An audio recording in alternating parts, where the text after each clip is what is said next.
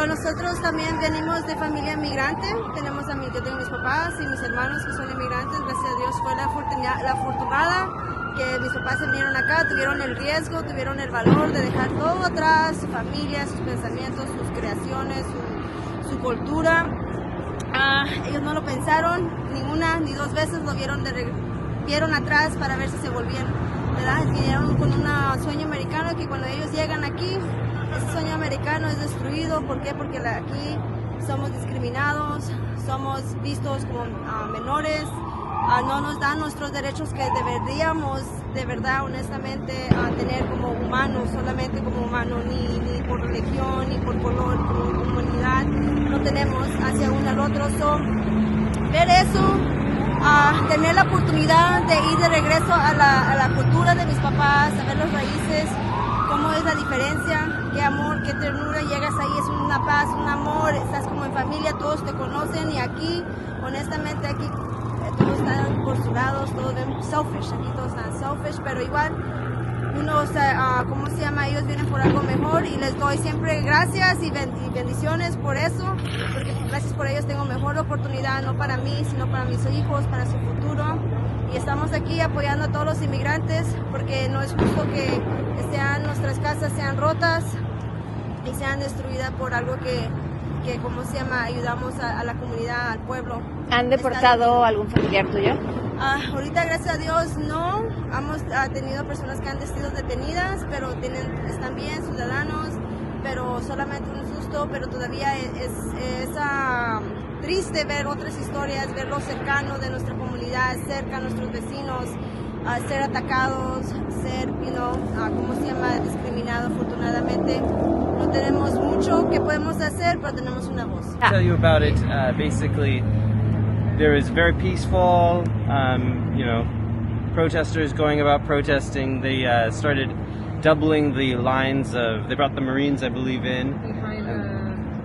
They started behind, I think they were sheriffs or police. Mm-hmm. Nothing bad tonight. It was all peaceful and well. What are you doing here? Why are you protesting? You're protesting? I'm protesting because right now the United States is in a place of just absolute, I think, disarray. I think we've elected office a person who puts business and profit over people and community, which is really what you could see in a lot of the moments we saw tonight.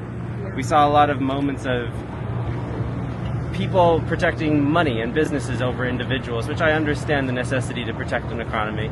But there's also an element of this government does not put people before policy, and I think that's something that we need to consider.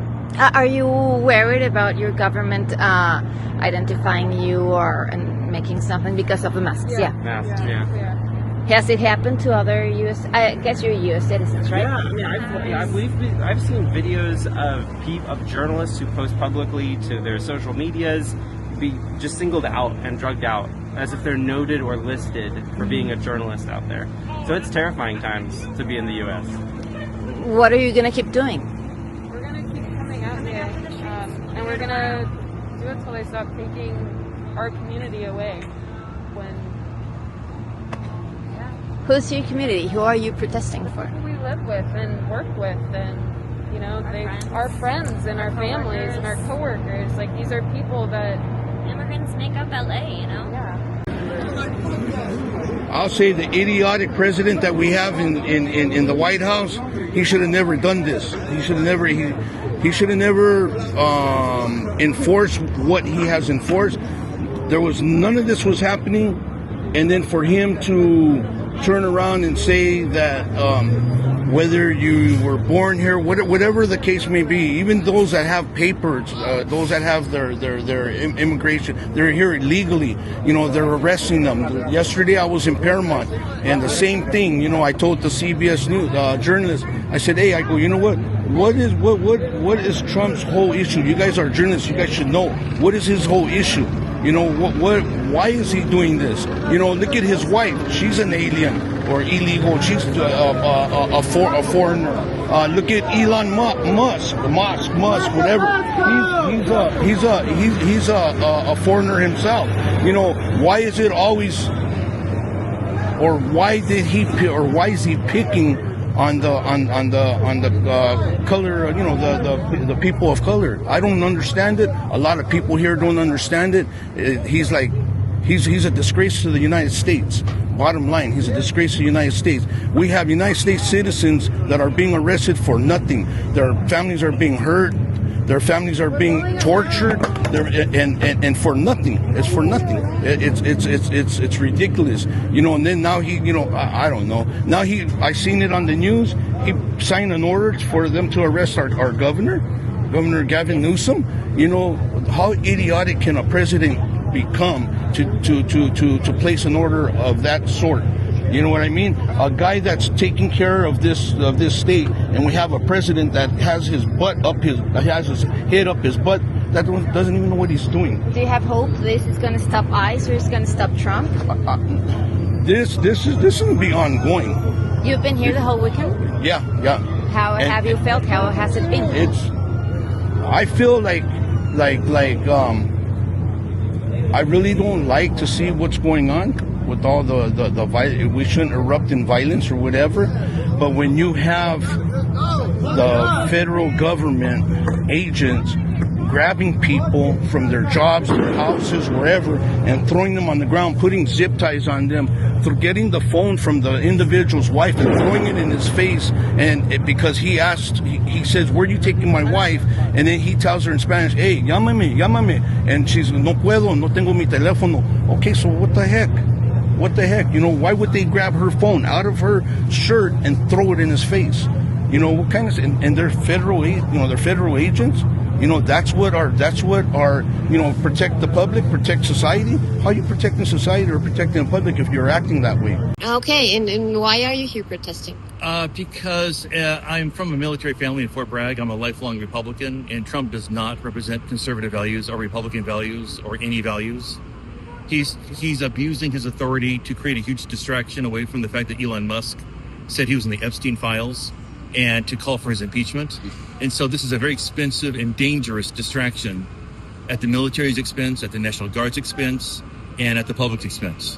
Okay. Why do you think it's a dangerous distraction? Why do you use that word? Because it only takes one out-of-control citizen or police officer or National Guard who's not paying attention for someone to get injured, and it'll be turned into a photo op for Trump to have more National Guard. I think he really does want to have martial law. I don't think Trump understands what martial law is.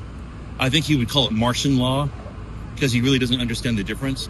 He just wants a distraction and justification of his increasingly dictatorial desires to be a dictator, which he said he wanted to do. You voted for him?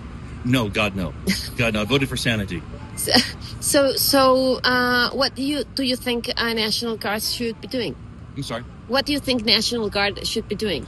I think they should be doing their what they signed up to do, which is protect the public, not to be used as a prop by a very cynical, demented sociopath to distract the public from his terrors, which are causing real hardships, and from distracting the fact that Elon Musk said he was in the Epstein files.